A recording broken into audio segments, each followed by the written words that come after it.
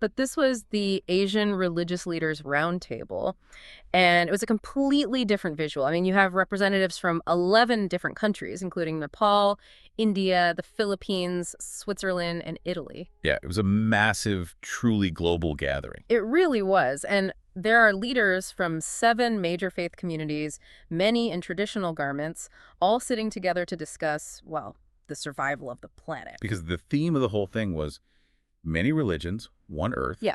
biodiversity, climate, and energy. Right. And the core tension in that room is something you and I feel every single day when we read the news. We have the climate data, we have the green technology, but we are fundamentally failing to change our trajectory. Oh, absolutely. Like, we have the science, but we completely lack the underlying philosophy to actually execute a change. It's a fascinating bottleneck, honestly. You can have all the solar panels in the world, but if the societal engine driving the transition is still based on endless consumption and extraction. Then you haven't actually solved the crisis. Exactly. You've just changed the fuel source. Yeah. And that was the overriding anxiety in this room. You have these distinct worldviews converging because they all recognize that policy briefs alone just aren't cutting it anymore. And right in the middle of this gathering, a representative of the Kirat Indigenous religion stepped up to the microphone. This is a leader named Mangmingsohang Lingden. Right. And the Kirat faith is this ancient, deeply rooted indigenous tradition from the Himalayas. And this was the very first time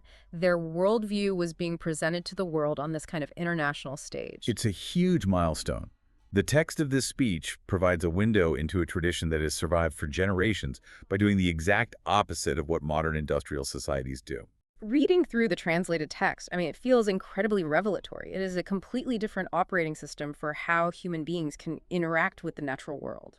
And while Lingden notes that translating these ancient Himalayan concepts into English policy speak might not capture every single nuance perfectly, the core argument he makes is undeniable. It really is. It challenges the very foundation of how global economies interact with the environment.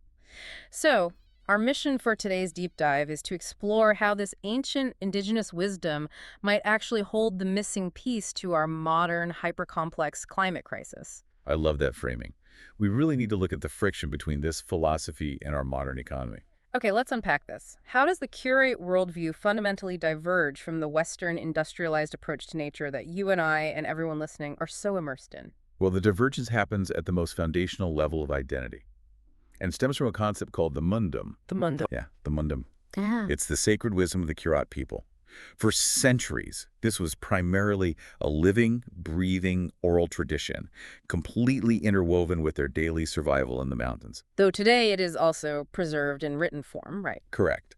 But to grasp how radical this shift in perspective is, we just have to look at one central quote from Lingden's presentation. He says, "Nature is not something we own. Nature is a sacred relationship to which we belong." Man, that concept completely upends modern economics. Yeah. Because in the industrialized world, we operate strictly on an ownership model. We really do. We literally use terms like natural resources, asset management, land yields. It's a purely transactional framework. It's very sterile. Yeah. I was thinking about this, and it's basically the difference between treating the earth like a landlord you rent from versus treating the earth like a family member you are in a reciprocal relationship with. That is a perfect analogy. Let's pull that thread because the mechanics of those two relationships dictate completely different behaviors. Right. Think about the landlord dynamic. If the earth is your landlord, you are renting resources. Your goal as a tenant is to maximize your own utility. You try to get as much out of the apartment as you can. And if the boiler breaks or the soil depletes, you expect the landlord or maybe technological innovation to step in and fix it. Exactly. You don't inherently care about the long-term structural integrity of the building beyond your own lease. It's a transaction. But if the earth is a family member, the mechanism is reciprocity. You don't extract value from your family. Right. If a family member is struggling or sick, you absorb the cost to help them heal. Because your survival and your well-being are entirely bound up in theirs. You wouldn't tax an exhausted family member to the point of collapse. Which is exactly what we do with industrial monoculture farming. Exactly. And the Mundhum doesn't just treat that family relationship as a metaphor. It is codified as literal truth through their understanding of the building blocks of life. Tell me more about that. So Kirat philosophy views all life as being sustained by the harmony of 5 specific elements: sky, air, fire, water, and earth. Okay, sky, air, fire, water, and earth. Right. When these five elements are in balance, life flourishes. It's a state of structural health. But when a community disrupts that balance, say, by overharvesting a forest or polluting a river, the consequences are severe. But wait, doesn't modern science just say a landslide is geology? You know, the soil got too saturated, the tectonic plates shifted. It's not necessarily a spiritual imbalance. Well, let's look at the actual mechanism of cause and effect. What's fascinating here is that the Kirat and the geologists are often observing the exact same causal chain. They're just using different vocabularies. Oh, I see. Science says a landslide happens because a logging company stripped the hillside of its root systems, causing the soil to lose its structural integrity during a heavy rain. Right, that's the standard scientific explanation. But the Kirat people look at that exact same logging operation and say the community has fundamentally disrupted the earth and water elements through greed. And the landslide is nature's direct response to that violation. So they don't see it as an accident. No, not at all. The Mundhum doesn't view droughts, floods, landslides, or even pandemics as random bad luck. They see them as the structural collapse of a relationship we fail to maintain. So it's not like a punishment from an angry deity. It's the inevitable mechanical result of putting too much stress on a load-bearing wall. That's it exactly. If you knock out the support beams of your house, the roof collapsing isn't bad luck, it's just gravity. Exactly the point. Which means that ecological balance for the Kirat people isn't something you leave to, an environmental protection agency. It is a strict, sacred, spiritual responsibility embedded into daily life. And that's where the practice comes in. Yes. Lingden explains that they literally pray for the Himalayas, the hills, the forests, rivers, lakes, stones, and stars. A river isn't assessed for its megawatt hydroelectric potential. It is revered as a sacred gift from the Creator.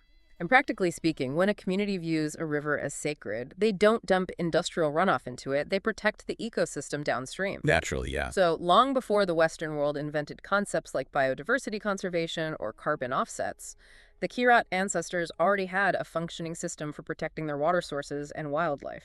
It was just encoded as religious practice rather than environmental policy. Yeah. It completely erases the imaginary boundary we've drawn. What boundary do you mean? Well, in the West, we have human spaces like cities, and we have nature, which is like a park we visit on the weekends.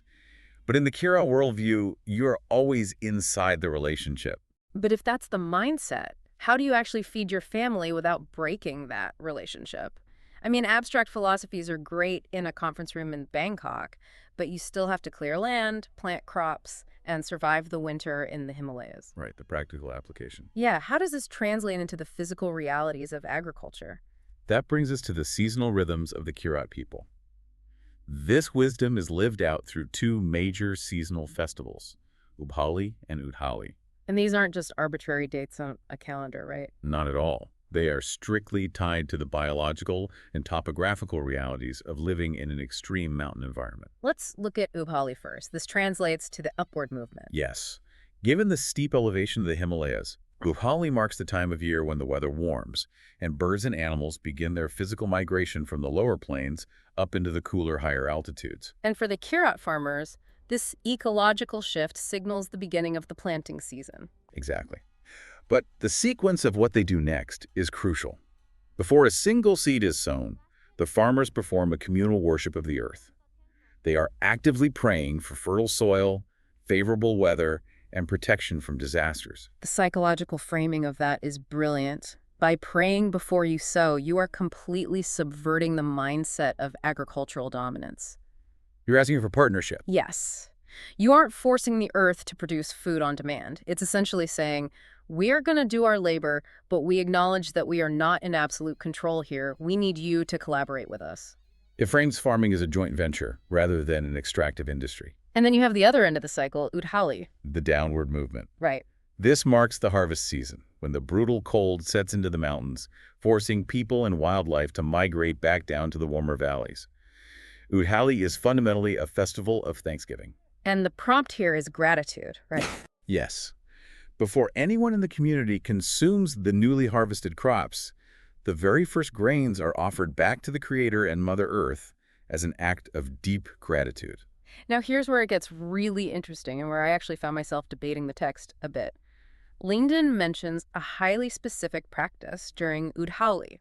Oh, I know the one you're talking about. Yeah, the Kirat people actively ask for forgiveness from nature, for the insects, the plants, and any other living beings that might have been unintentionally harmed during the cultivation of their crops. It's a very striking detail. When I first read that, it felt like a paradox. Isn't agriculture inherently an act of domination? I mean, and you are displacing local flora, you are killing pests to protect your food supply. Doesn't asking for forgiveness just highlight the hypocrisy that human survival requires violence against nature? That friction you are feeling is incredibly important because it addresses the reality of the human footprint. The Kirat philosophy isn't a fantasy. They aren't pretending they have zero impact. Right, they know they have to eat. You are absolutely right that surviving and growing food requires altering the landscape and consuming life. But the industrialized world uses that fact as a justification for unchecked exploitation. The logic is, well, we have to clear some land to farm, so we might as well clear all of it. Oh, that makes sense. The Kirat tradition takes that exact same reality and uses it to enforce profound humility. Okay, so it's an active mitigation of arrogance. Yes. By mandating a formal apology for the unintentionally harmed insects and plants, the culture is constantly reminding itself that every single form of life has intrinsic value, not just humans.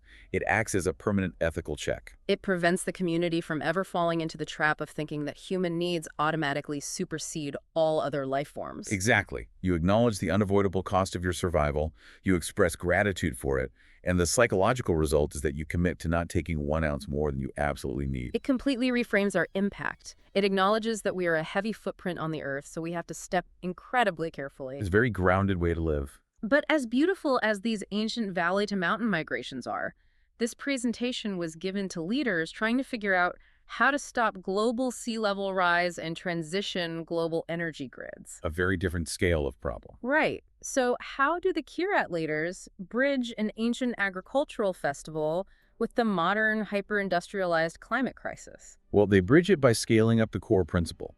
The mechanics of balance apply universally, whether you are managing a local Himalayan harvest or dealing with a global climate system. And Lingden grounds this connection in the teachings of their great luminaries, right? Specifically pointing to Mahaguru Phalgudananda Lingden. He does.